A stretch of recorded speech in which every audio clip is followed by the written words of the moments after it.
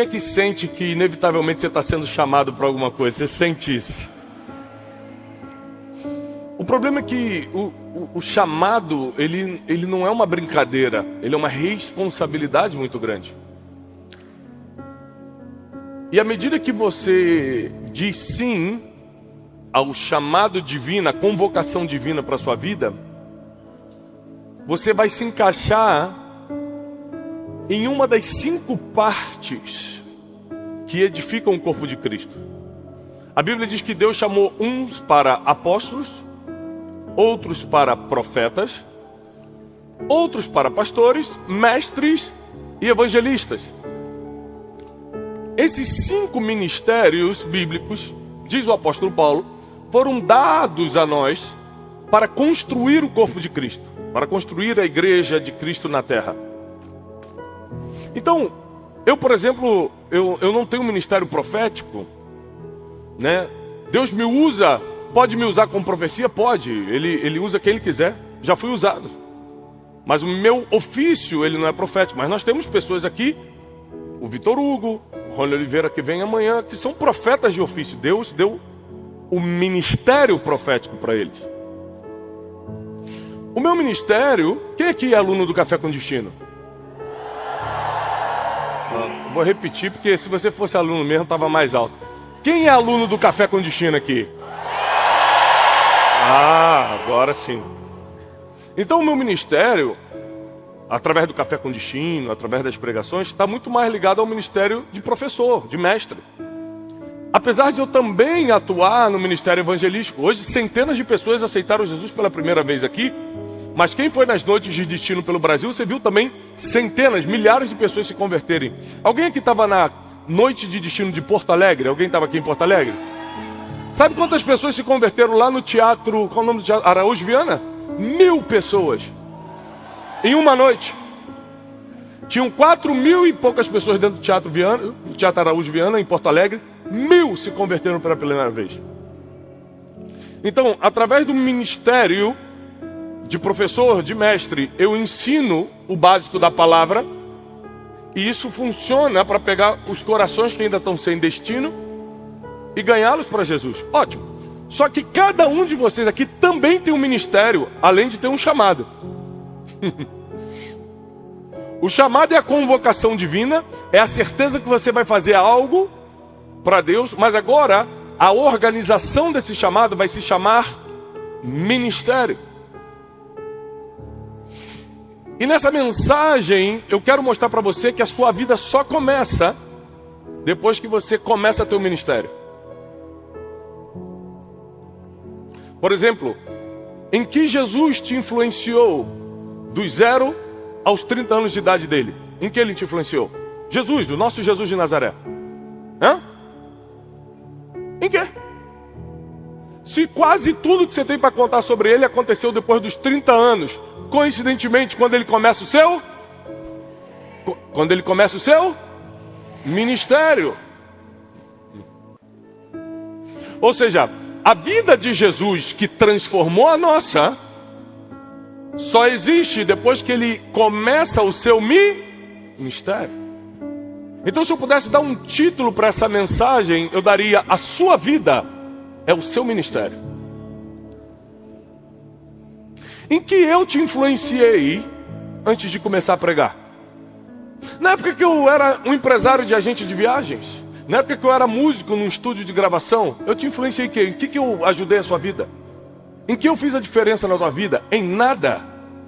Porque a gente só pode ter influência positiva e de transformação na vida de outros se for através do nosso ministério. A sua vida começa depois do seu ministério. Moisés ficou 40 anos no Egito, mais 40 anos em Midian. E tudo que nós temos para falar de bom de Moisés começa com 80 anos de idade, quando ele assume o seu ministério. E a gente confunde achando que, por exemplo, ele é pastor, então ele tem um ministério. Não. Todos aqui têm um ministério. Não, é que eu trabalho na limpeza. Você está confundindo função com ministério. o chamado que eu preguei hoje de manhã para você, hoje de tarde, vai te impulsionar, vai te levar para o teu ministério. Então eu tenho um chamado para ser um mensageiro de boas notícias, para ser um treinador de pessoas. Esse é o meu chamado. Eu manifesto esse chamado através do ministério de ensino. Como mestre e evangelista, eu manifesto esse chamado. Então presta atenção no que Deus está fazendo contigo. Está te colocando num ambiente onde Ele desperta o teu chamado e consolida teu ministério. E a vida que vai fazer a diferença não é a vida que você viveu lá atrás, é a vida depois que você começa teu ministério. E eu quero que você preste atenção no que eu vou te ensinar, porque às vezes Deus está te dando relevância, Deus está te dando seguidores, Deus está te dando condições financeiras, está te dando um negócio. Quem aqui é dono do seu próprio negócio? 80%? Vou repetir. Quem aqui é dono do seu próprio negócio? Você não trabalha para ninguém, você é o dono do negócio. 80% da conferência. Ou seja, Deus te deu essa influência por causa do teu ministério. Deus não te deu essa influência de ser um homem ou uma mulher de negócio para botar dinheiro no bolso. Isso é só uma consequência. Uma das muitas consequências naturais. Deus te deu isso por causa do teu ministério, para que você seja ouvido para manifestar o teu chamado através de um dos 5 ministérios que Deus te entregou. Então eu tenho um negócio. Eu também sou um homem de negócios. Eu tenho um instituto. Eu sou escritor. Nós fazemos cursos, mentorias no Brasil, no mundo. Mas eu não tenho dúvida nenhuma que Deus me confiou os negócios para potencializar o meu ministério. Eu não tenho dúvida disso. Quando eu manifesto o meu ministério, eu começo a fazer diferença na vida das pessoas e a minha vida começa a ganhar um sentido. Aí eu entendo, por isso que eu passei por tudo que eu passei. Por isso que Deus me deu esse negócio. Por isso que Deus facilitou aquela vida financeira para mim. Por isso que eu conheci o fulano, o ciclano. Por causa disso que eu tenho tanto contato. Você começa a entender que a sua profissão, que os seus negócios, que as suas amizades são só recursos que Deus colocou para você exercitar o teu ministério. A profissão de Jesus, qual era? Você sabe. Qual era a profissão de Jesus? Carpinteiro. Nem sempre a sua profissão vai ter a ver com o seu ministério, mas ela está dando base para alguma coisa no teu futuro. Quantas pessoas Jesus deve ter conhecido até os seus 30 anos antes de começar o seu ministério porque era carpinteiro? Não existe nada sem propósito e sem sentido. Se Deus te colocou nessa profissão, se Deus te deu esse negócio, é para você conhecer pessoas, é para você aumentar suas estruturas, é para que você tenha condições de, quando chegar o dia da manifestação do teu ministério, você não ter desculpa.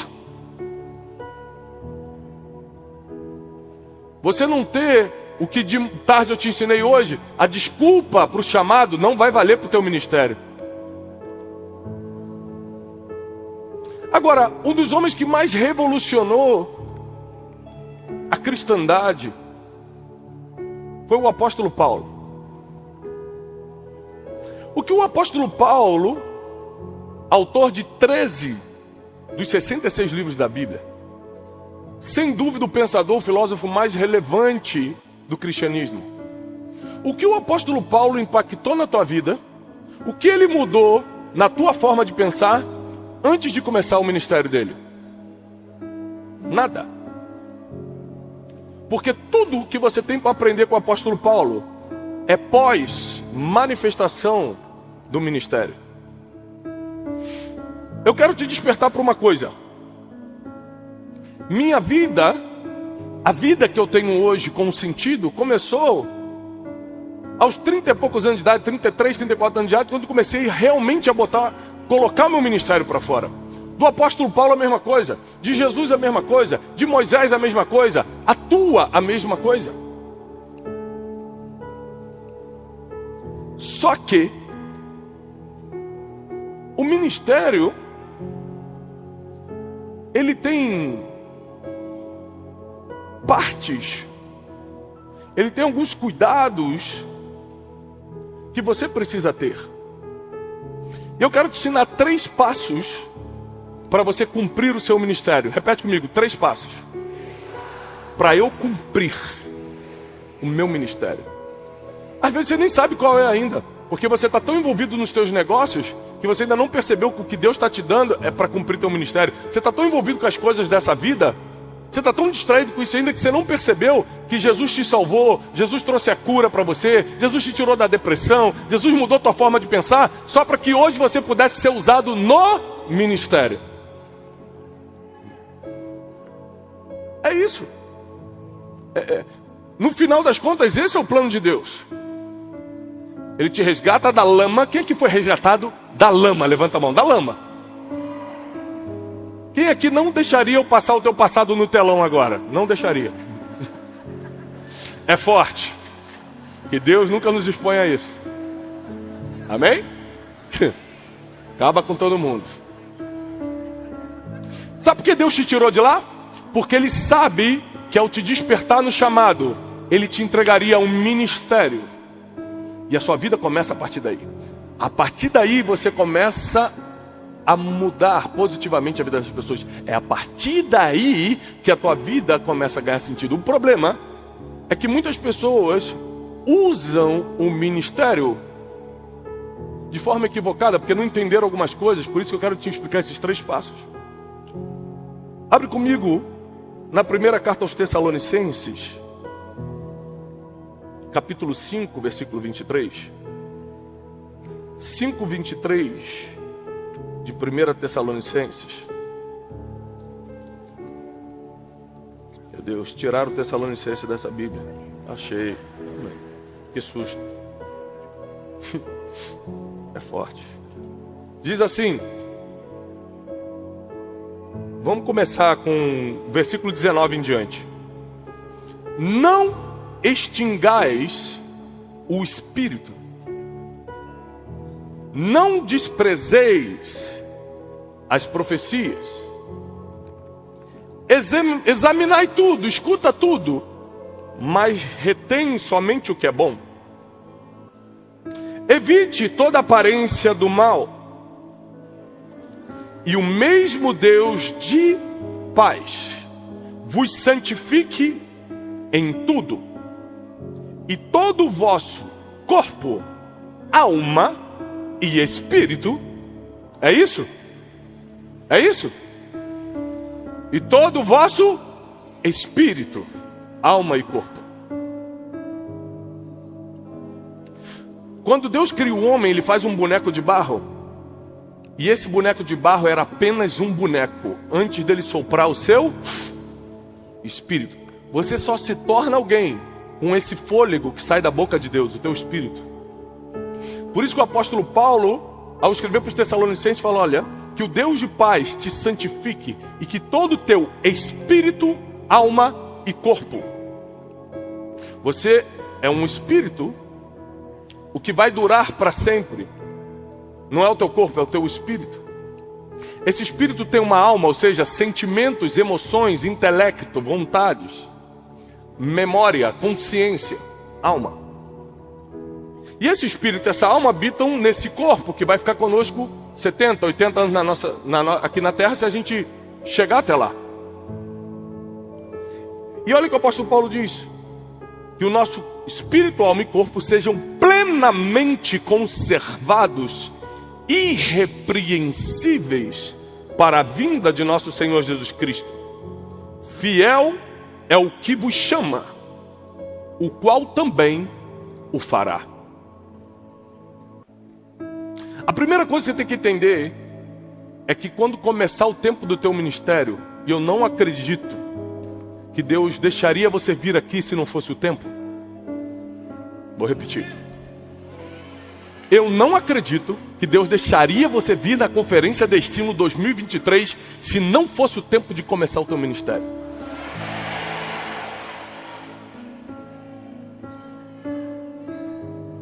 Tiago, é que eu me converti hoje quando você fez o apelo. A Bíblia diz que os últimos serão... Está escrito, os últimos serão os primeiros. Para Deus não tem esse negócio de ordem de chegada, não. A gente está 40 anos na igreja sem fazer nada, Deus pega quem se converteu hoje à tarde. eu sei de uma coisa: sem obreiro a seara do Senhor não vai ficar. Então a primeira coisa que você tem que entender é que para você cumprir o teu ministério, você precisa estar com espírito, alma e corpo íntegros diante do Senhor. Você pega a vida de Jesus, vamos começar a falar de corpo. Você pega a vida de Jesus e fala assim: e Jesus rodeava as aldeias durante o dia, passava o dia todo pregando de aldeia em aldeia, e à noite subia para o monte orar. Se você parar para meditar na palavra, o que é meditar? Imaginar. Meditar é imaginar. Se você parar para meditar na palavra, ou seja, imaginar o que você está lendo, você vai entender que talvez você não aguentaria fisicamente fazer o que Jesus fazia todo dia: andar quilômetros de aldeia em aldeia e à noite ainda subir monte, escalar. Você fica 2 minutos na escada da academia e se entrega. Só 3 pessoas que vão à academia entenderam. O resto falou: do que ele está falando, meu Deus? Então presta atenção. Para que Jesus cumprisse o seu ministério, como naquela época não tinha avião, não tinha carro, ele precisava estar íntegro também no corpo para poder fazer o que só ele podia fazer. Você pega a vida do apóstolo Paulo, ele fala para Timóteo assim: Timóteo, você está com muita enfermidade no estômago, não toma só água, toma um pouco de vinho por causa do seu estômago. Ou seja, ele estava dando instruções médicas. Quem era a única pessoa que não abandonou Paulo no fim, quando ele está lá já morrendo para ser decapitado em Roma? Lucas, o médico. O apóstolo Paulo foi um dos apóstolos que mais duraram. Paulo morreu velho, mas porque o tempo todo ele também estava preocupado com o corpo, não só com o espírito, com a alma, mas ele andava com o médico do lado. Ele tinha vários conselhos médicos na cabeça, por isso ele orientava Timóteo. Então ele estava preocupado com ele. Você imagina, quem aqui já fez o método Destiny? Para quem já fez o método Destiny, você fica 3 dias, manhã, tarde e noite, com eu sozinho dando aula. Como é que eu consigo fazer isso 3 dias? Falando 10 horas por dia. Porque eu tenho que ter um mínimo de saúde física para isso. São 3 dias de conferência destino. Ou seja, para que o meu espírito, que foi ativado pelos céus, e a minha alma, que detém um conhecimento que Deus me deu, toque você, o meu corpo precisa ser o transporte. E é por isso que a gente tem que ter atenção com o nosso corpo.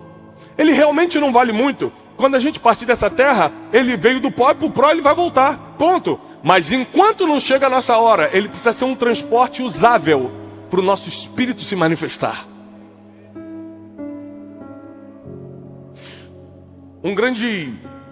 O que seria um grande pregador na Inglaterra no século 17? Eu estou escrevendo um novo livro sobre princípios milenares e eu começo um dos capítulos falando sobre esse jovem pregador de 29 anos, numa época de avivamento na Inglaterra, século 17 para o século 18. Ele começa a ser muito usado por Deus. Naquela época, os correios só trabalhavam a cavalo. Então qualquer mensagem que uma pessoa tinha que mandar para outra, de estado para estado, de cidade para cidade, ia a cavalo. E aquele jovem começa a ficar muito entretido com o ministério, começa a ter algumas doenças, não estava dormindo direito, viajando muito, e ele acaba sendo internado. Ele vai morrer aos 29 anos, ele deixa uma carta que diz o seguinte: Deus me deu uma mensagem e um cavalo. Eu não cuidei do cavalo e matei a mensagem. Um homem que poderia ter ajudado muito mais gente na sua geração, tinha a alma preparada, o espírito pronto, mas o corpo não aguentou. Você imagina se o apóstolo Paulo morre só um ano antes do dia que ele morreu. Sabe o que teria acontecido? Se ele morresse um ano antes, só um ano antes da data que ele morreu, ele não teria escrito as cartas a Timóteo.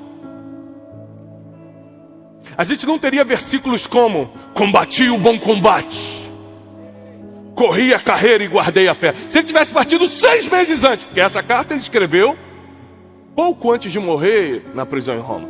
Ou seja, eu não sei quando a gente vai partir, mas o quanto a gente puder durar, mais pessoas serão beneficiadas com o que Deus nos entregou. Mas também a gente tem que cuidar da alma, porque os médicos estão aqui presentes, sabem muito bem que muita doença física vem por causa de problemas na alma, nas emoções. Se você não tiver com espírito, alma e corpo íntegros, como é que seu ministério vai para frente? Você imagina se eu tivesse com a alma desintegrada. O que é alma desintegrada? Emoções fora do lugar. Você acha, querido, que para chegar até onde eu cheguei aqui, nesse púlpito, nesse altar, nessa noite, quantas pessoas me passaram para trás? Quantas pessoas me feriram emocionalmente? Quantas pessoas mandaram direto? Quantas pessoas começaram comigo e depois falaram, não, eu vou, na verdade, vou fazer diferente e foi contra mim? Muitos. Se eu tivesse deixado a minha alma se desintegrar por causa das pessoas, eu estaria aqui hoje, usando isso aqui para mandar indireta, para ferir pessoas, para construir um império, ou para fazer qualquer outra coisa que não fosse o reino de Deus. E como é que Deus vai fortalecer o ministério de uma pessoa que quer usar o altar para atingir outros, ao invés de salvar outros? E por que uma pessoa usa isso aqui para atingir outros? Só tem um motivo: alma desintegrada. A alma não está íntegra, ela está desintegrada, ela não está com conexão. Ela não está bem, ela não está boa, ela não está sã, ela está machucada. Então não basta eu estar com o espírito, que está sempre pronto, íntegro. Não basta eu estar com o corpo bem, a minha alma precisa estar curada, a minha alma precisa estar em dia. Senão, ao invés de eu usar a minha relevância para ajudar as pessoas, eu vou ferir as pessoas, eu vou oprimir as pessoas. Então o primeiro conselho que eu te dou: o seu ministério vai começar nesse fim de semana na Conferência Destino. Para quem não sabe, essa é a 7ª Conferência Destino. E centenas de igrejas que hoje são relevantes no Brasil começaram a partir de uma palavra que saiu daqui, dessa conferência. Tem muitos pastores, meus amigos meus que estão aqui, que estão desde 2017 com a gente. E quantas coisas formidáveis aconteceram no ministério deles. Mas por quê? O corpo, a alma e o espírito precisam estar íntegros diante de Deus. O segundo passo para o seu ministério são motivações inabaláveis. Motivações inabaláveis. Ou seja, hoje eu estava conversando com vários amigos que estão comigo desde o início. Eles falaram, poxa, a gente começou, antes de eu fundar a Casa de Ensino, que é um ministério de palavra, um ministério de ensino, muitos amigos meus que estão aqui, pastores, participavam das minhas ideias antes. O que você acha disso? Eu vou começar assim, eu estou pensando nisso, eu estou pensando naquilo. E um testemunho que todos eles dão é: aquilo que você propôs no teu coração em 2016, eu fundei em 2017 o ministério, mas em 2016 já estava no meu coração, comecei a compartilhar com alguns amigos pastores. Você até hoje faz a mesma coisa que você propôs no seu coração. Ou seja, motivações inabaláveis. Mas eu podia, por causa de várias tentações no caminho, por causa de várias propostas, por causa de várias feridas emocionais, eu podia abalar minhas motivações. Ou seja, se eu hoje, eu não sou pastor de igreja, meu pastor está aqui, eu sou membro de uma igreja, mas se hoje eu abrisse uma igreja, quem acha que eu teria condições de ser um bom pastor? Quem participaria de uma igreja se eu abrisse? 90%. Mas eu não vou abrir. Você imagina, 6.000 pessoas viriam no mesmo dia se eu abrisse uma igreja? Graças a Deus, Deus me usa na palavra, eu consigo pregar, então todo domingo eu estaria lá pregando. E por que eu não abro uma igreja? Porque a minha motivação é inabalável. Deus não me chamou para isso, Deus me chamou para ensinar a palavra, não posso confundir as coisas. Então eu estou debaixo de um pastor, sentadinho domingo, escutando. Quando ele me solicita, eu vou lá e ensino a palavra na igreja. Quando não me solicita, eu estou no Café com Destino ensinando. Eu não preciso que alguém me dê plataforma, porque eu faço o que Deus manda e que meus líderes orientam. Toda vez que você vê alguém pedindo uma plataforma, tem algo de errado. Porque quando Deus quer usar alguém, irmão... Esses dias um cara chegou para mim, falou assim: rapaz, eu acho que eu vou sair da igreja que eu tô. Eu falei, por quê? O pastor lá não deixa eu pregar, cara, nunca deixa eu pregar. Eu falei, que isso? E você nunca foi para a praça pregar? Você nunca começou um canal no YouTube para pregar? Ah, já sei. Ninguém quer te escutar em lugar nenhum. Aí você quer enfiar o que você quer pregar goela abaixo da igreja. Porque se Deus tivesse te chamado para pregar, você abria um canal no YouTube e pregava, estava todo mundo te escutando. Você ia para a praça pública e ia lotar a praça pública. Aí você quer que o pastor saia, tire o ministério dele, para te dar um lugar para que você enfie goela abaixo das pessoas, é o que você quer pregar? Não, irmão. O pastor te proíbe de abrir um canal no YouTube? Não, então abre e prega, vê se alguém quer te escutar. Mas quando Deus não te chamou para o ministério, você tenta empurrar, você tenta usar a política, os contatos para empurrar a goela abaixo. O problema é que geralmente quem faz isso, a alma está desintegrada, vai ferir muita gente no caminho. Você conheceu já algum líder, uma líder ou um líder que feriu alguém emocionalmente? Alma desintegrada.